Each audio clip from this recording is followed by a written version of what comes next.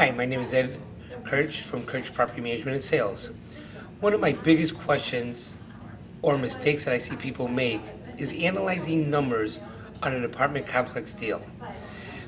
When you buy a project, your biggest challenge is to analyze the numbers before you buy it.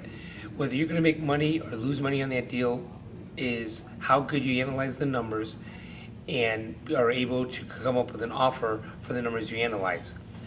Some of the things that you always have to take into consideration. Apartment buildings or houses always have vacancy factors. Depending on your area, the minimum vacancy you ever want to consider is 5%. Depends on the area, you may go 10, 15%. So you always want to check vacancy factors. Capital improvements. If you have a roof on a house, you know the roof is going to last 20 years. If you have a parking lot, sidewalks, every 20 years you're going to replace them. So you want to put, minimum 3% for capital improvements, but look at the complex or the house and see what you're going to be doing. So you want to put capital improvements into your figures.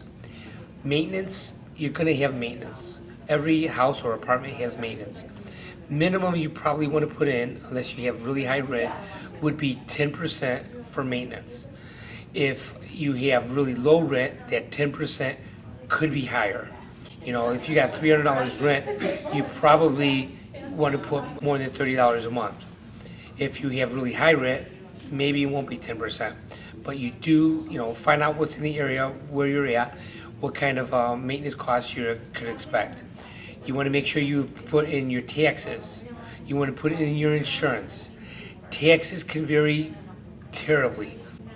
Most buildings that I've ever seen usually will not come under 50% for expenses. You still have things like management. You got to put management in, even if you're going to manage yourself, because you're going to pay yourself to manage it.